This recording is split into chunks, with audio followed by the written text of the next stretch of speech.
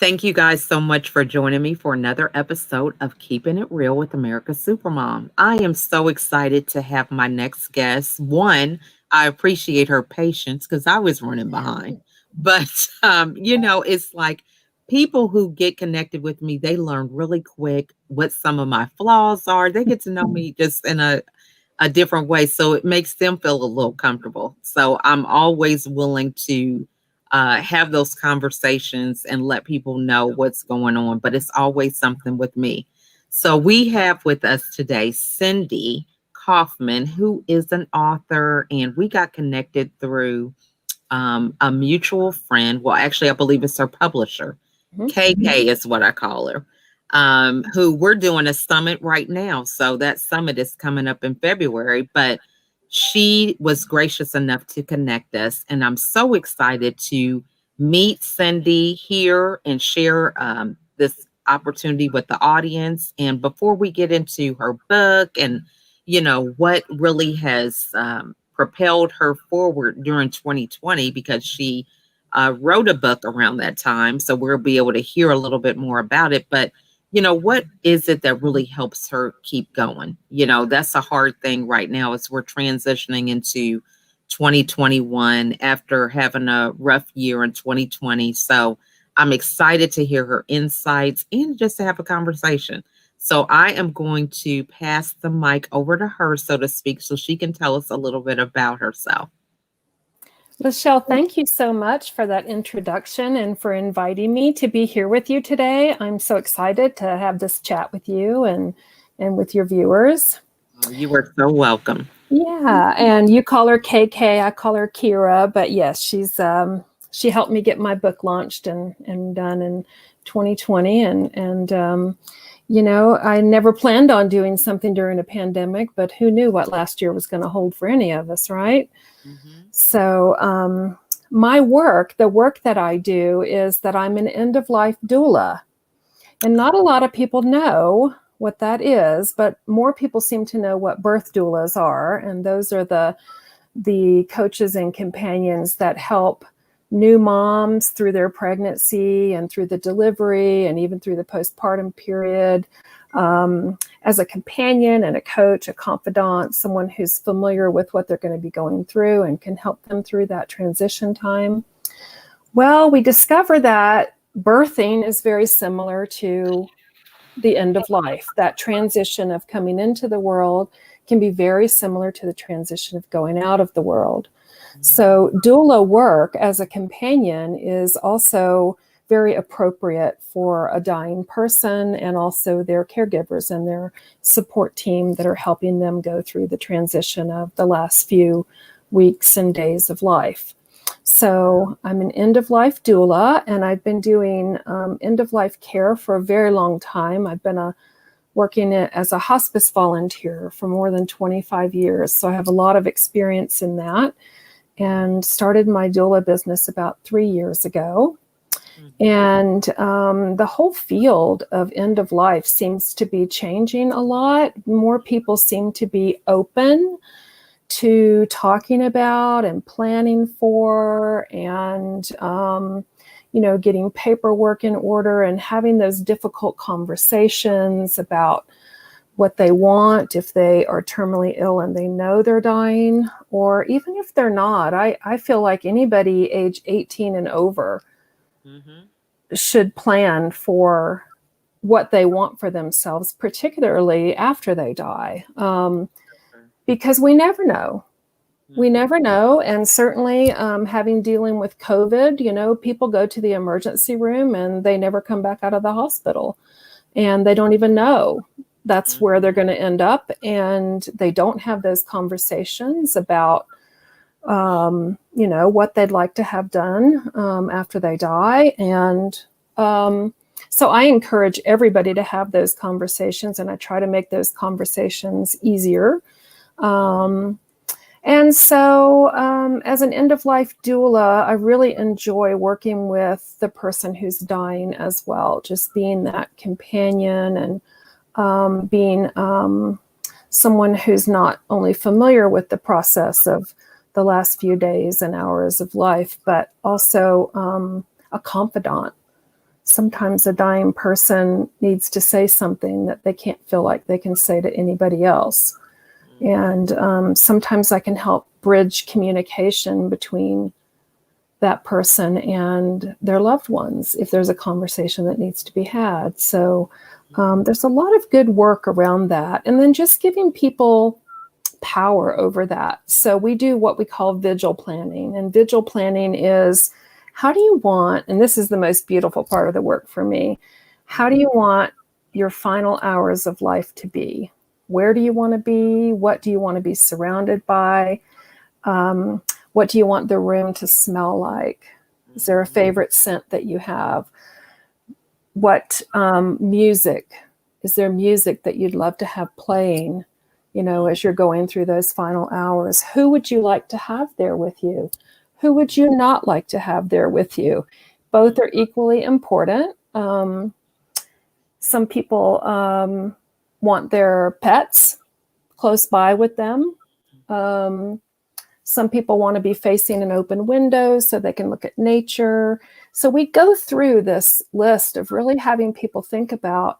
And when you think about someone who's been diagnosed with a terminal illness and their time is very limited, they feel very powerless because they don't really have control over the fact that they are dying or when they will die.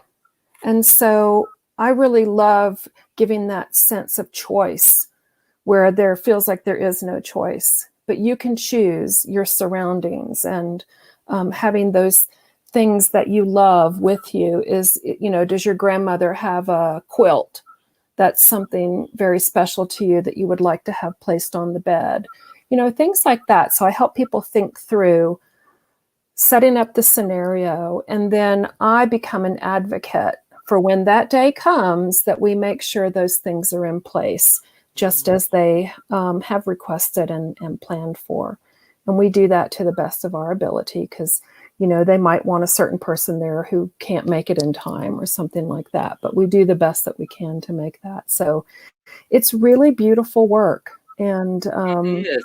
I'm telling you because, it just brings back memories. My dad passed away about 5 years ago, and he did hospice at home.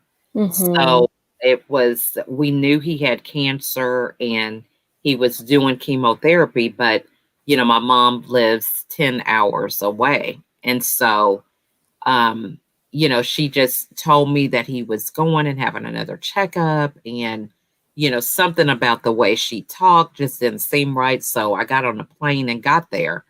And that day that I got there, someone was coming from hospice. And so I had no warning, but it's such a special time when you have someone who is able to walk you through that process. And I never mhm, will forget the lady who she came. She was just so calm and matter of fact. I mean, it was kind of like you're angry mm, because it's like, you feel like maybe we're giving up. I mean, for mm, me, I had a little bit of that because I wasn't there to witness what was going on. And it's like, right. what you mean I'm getting this call and then I get there and then you're going to tell me in person and then the person's coming the same day. It was like a lot for me to handle. But Mhm, she was just so calm about the information that I was just like, now, this just doesn't sound right because I was just so mad that it's like, we got to believe that this is not happening. mm, We have to have faith that he's going to get better. You know what I'm mm. saying? But Sure. it definitely put me at ease because, it was just to watch my mom accept that because she had already seen what was transpiring. So Mhm. it gave me peace to see that, she understood. And so she was able to help me. But I Yeah, think it's that it's very very different when you've been there and you've seen the progression of the yeah. illness, and maybe, you've been with the doctor visits and you've heard what has been said about the prognosis and the likelihood and things like that. And then to be separated from that and come onto the scene. So there can be so much chaos and emotion around that time.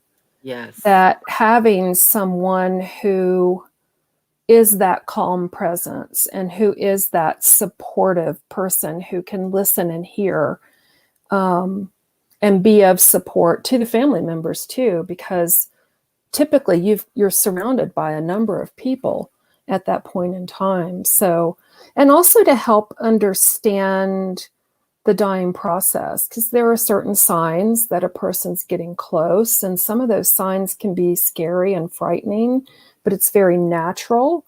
So to assure the family that the person is not in distress, this is just naturally what the body has to do to transition again. And if you think about birth, we think about birth as can be difficult and painful and lengthy, and there can be a tremendous amount of emotions and fear around that time. Mhm. That's So to true. so similar to the transition of dying as well.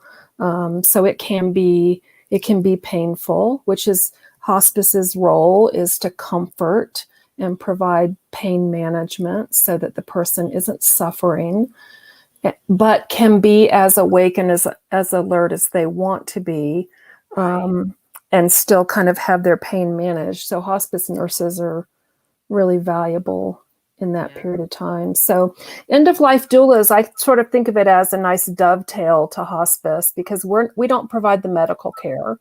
Hospice Mhm. provides the medical care. They have chaplains, social workers, CNAs. They really cover all of that. But Mhm. there's a gap. There's that time and commitment that the doula can spend with the dying person and the family that hospice isn't able to spend that much dedicated time as we can do, and fill that void. Also to be respite, because if your mom was a caregiver, I assume, of your father, and so caregivers get tired and they need relief, they need to rest, they need time away. They don't need to become ill because they've become burned out of being a caregiver. So having a doula who can provide respite care and stay with that person while the caregiver takes time, sleeps, Mhm. maybe attends to their own health and goes to a doctor visit or something like that. Mhm. So that Mhm. person who becomes a very trusted part of that caregiving team who can show up when they're needed to provide that Mhm. extra support. So every person I work with is different. Every family is different. Every situation is different. There is no textbook definition Definitely.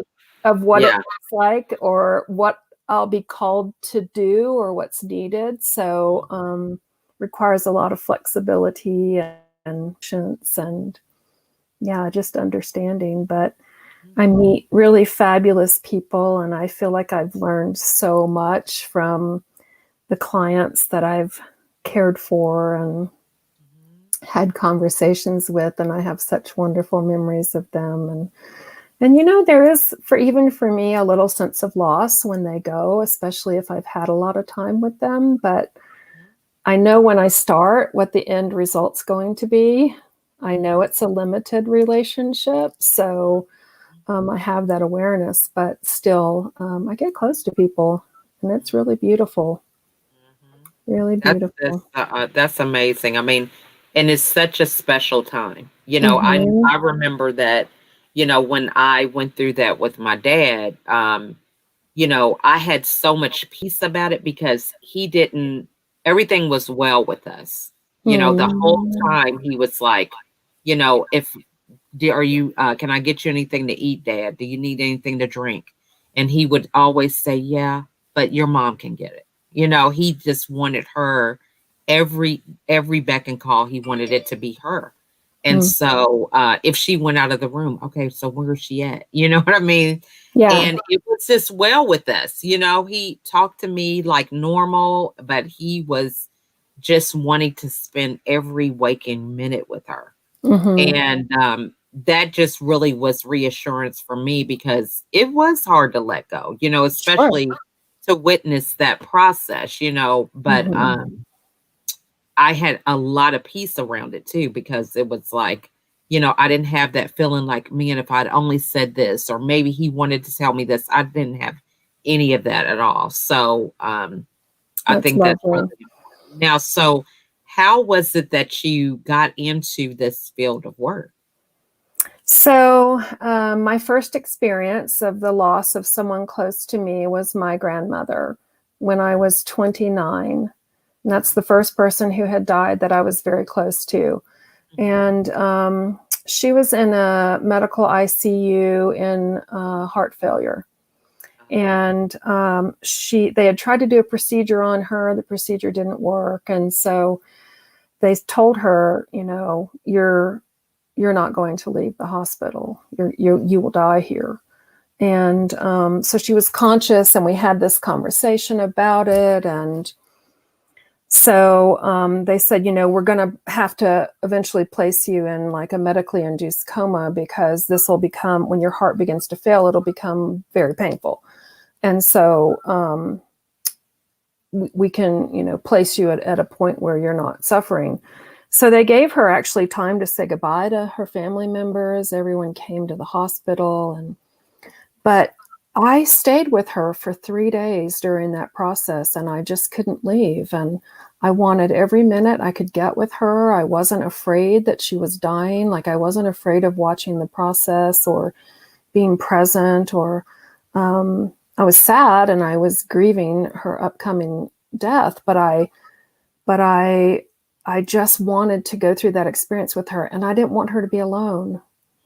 That was part of it. I wanted her, to have somebody who loved her there, and not just be surrounded by machines and doctors and nurses, but somebody who knew her and loved her. And we had really amazing conversations that nobody else got to have that time with her. And I also realized my family members would say, how can you sit there and watch her die? Like, they'd come visit and they'd be there 5 minutes and then they'd have to leave.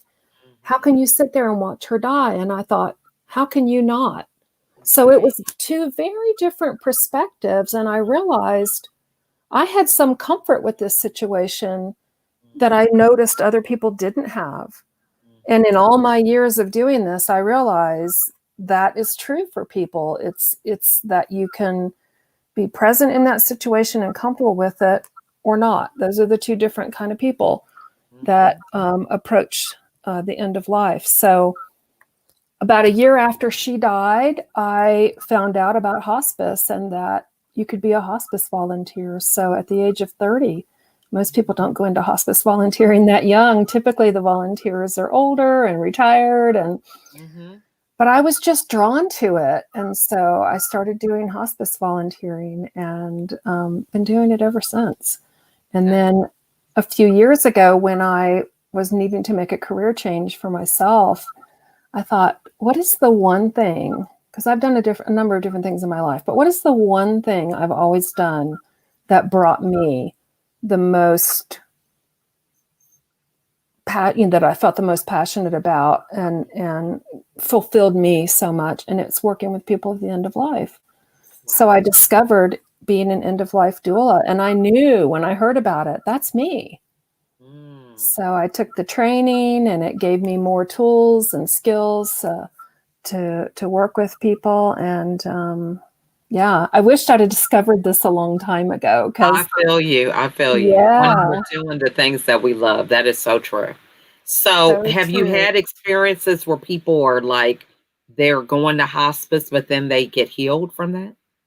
Sometimes Really? I have known people who get discharged from hospice because they get better. Wow. What now Yes. for that, were you witnessing like what happened? Were they having positive affirmations, or did you notice anything with their treatment plan that kind of led to some of those things? So one of the things that's not uncommon is if you have like an elderly person who's in a nursing home, or yes, typically a nursing care situation, Mhm. who is declining, um, and let's say that they don't have a lot of visitors and interaction. Maybe family visits once in a while, but it's not all the time. And so the only interaction they really have are the staff at the nursing center. And then if they get admitted to an inpatient hospice unit, because there are some inpatient hospice units that will take people who don't have a home to go to die at home. And they come to hospice, the care at hospice and the love and support that people receive in hospice care, people can actually get better because they're getting more care. And they're getting cared for in a way that they weren't before. And for me, it's like this renewal of spirit. Their spirit gets renewed and they start eating. Maybe that was one thing. They had stopped eating because they were declining. And they start eating and they start having an appetite again. And they start being awake for longer periods. And they want to talk to people. And pretty soon, they don't meet the criteria to be on hospice anymore because they're no longer declining. They're actually thriving. So I have seen that happen. I think it happens with some people with home care too. But, and if you think about how difficult 2020 was for our elder population who were in nursing homes and assisted living facilities who couldn't have visitors, rough year, a really rough year for our elderly who are in facilities who they couldn't have their loved ones come and visit them. So I wouldn't be surprised at all if a lot of decline didn't happen when it didn't need to over the last year. And I understand the need to, protect people from COVID. I understand that, but I also understand the toll that it takes on people who need to be cared for and need to be visited and need to have that interaction and couldn't have it.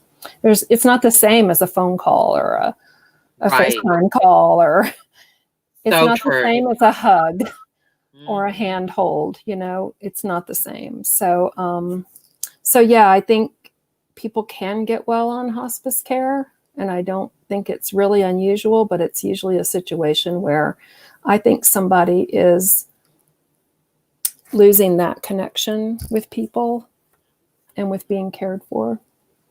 Yeah. That definitely is profound, but yeah, I believe that too. Now, so what about having this, position that you have has you think differently about life? Because do you notice that, you just have a different mantra because you are around death, more often? I mean, and I really, to be honest, we all see death every day. You turn on the news or some of these things, but, actually this is like, can be something that you're faced with on a regular basis. So how does that play out in your life and how you live it? And I think the loss of life that we see through watching the news and that is typically traumatic.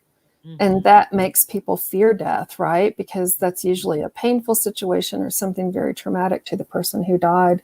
And if that's the only experience that we've had of death, then we may develop a fear about it because we think, well, it's going to be painful or that type of thing. So I think what this work does for me is two things. I'm not afraid of dying. I'm not afraid of death. I'm not afraid of being with death or seeing death.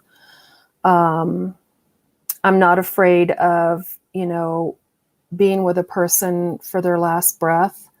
I've done it many times, and it's not always peaceful.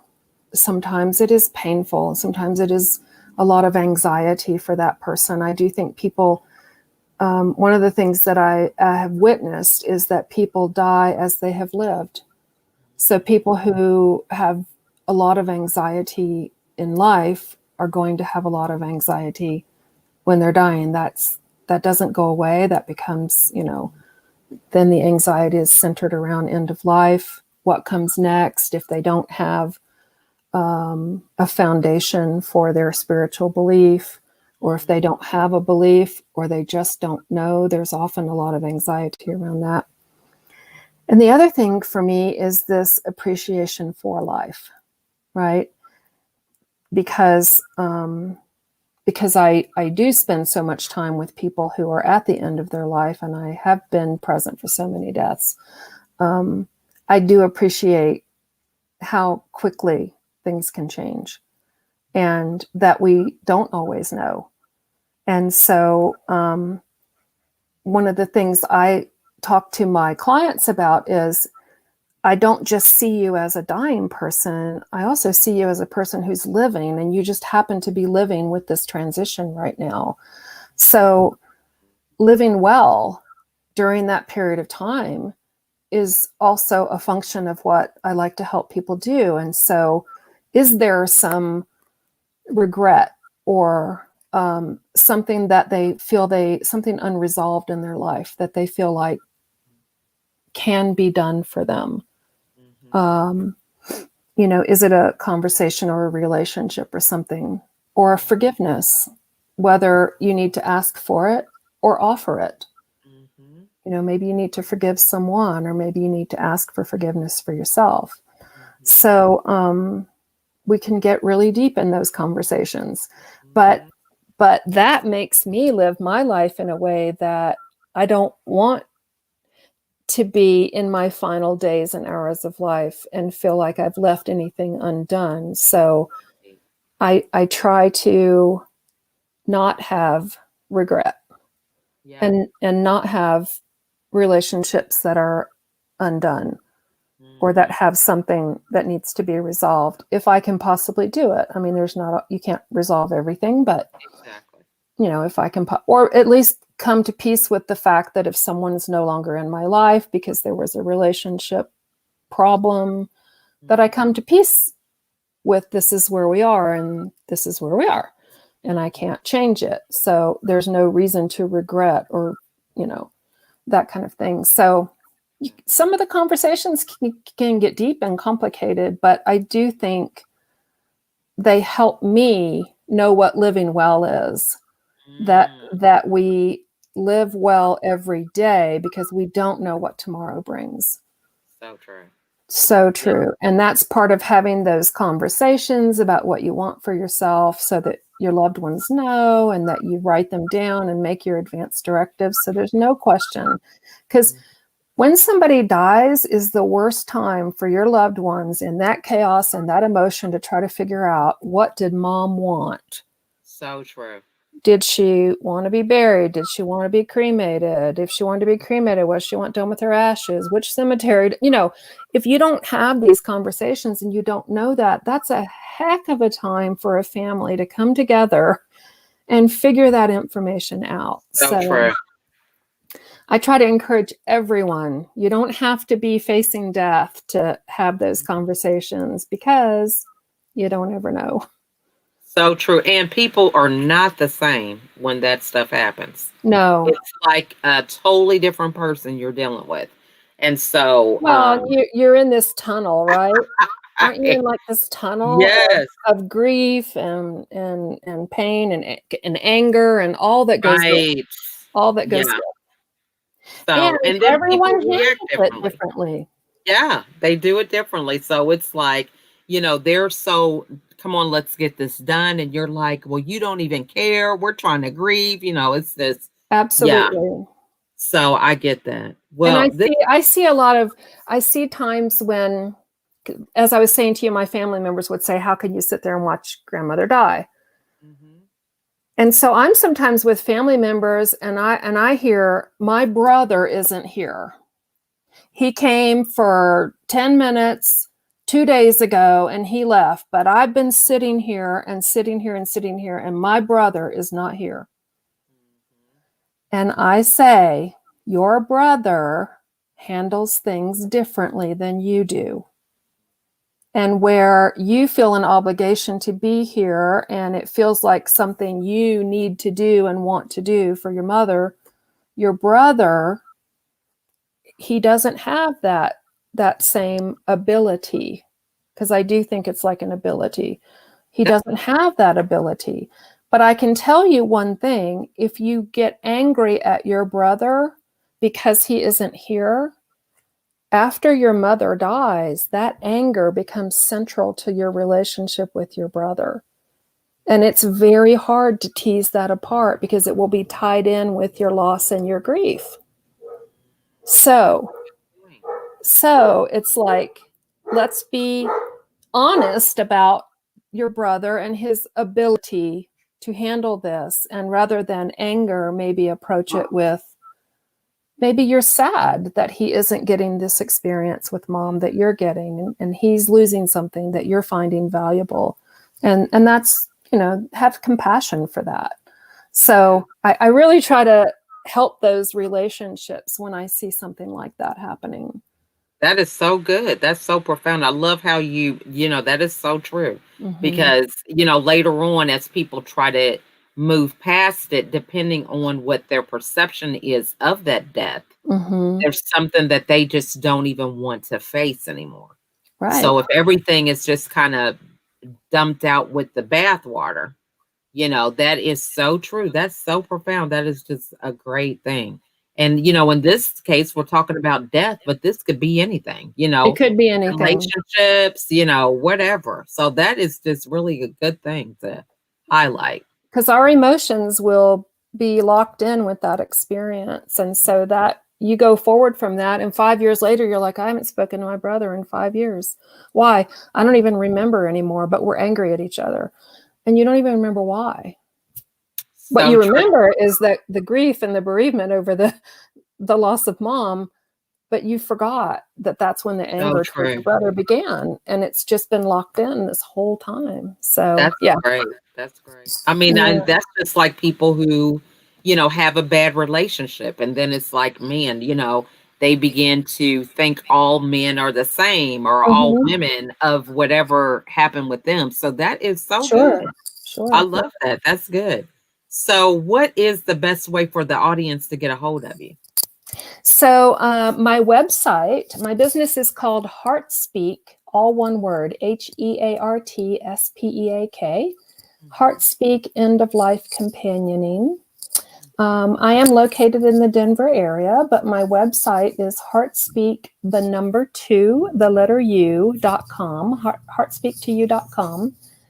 And you can reach me through that website, or my email address is cindy@heartspeak2you.com. And I started a nonprofit end-of-life collaborative in the Denver, Colorado area, where we're trying to bring different end-of-life services together to really help people understand the different things available, because people don't know what's available to help them during that time, and even to prepare for it beforehand. So we're trying to just bring those resources together to help people realize there's a lot of help in the end of life time. So we want to help people do that. So yeah. I love that. This has Doing just good been things. a great conversation that It very has. informative. I've learned a lot. So, what final words would you like to leave the audience with? Well, I think for me, it comes back to that place of just not leaving things undone.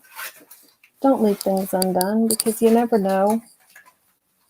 Plan now and take care of things now that you won't have to regret later, and live well so you can die well. Well, we have really enjoyed you, Cindy, and thank you so much for Thank all your you. insights. And best of luck on your book. And that's it, The Thank you. Mortal's Guide to Dying Well.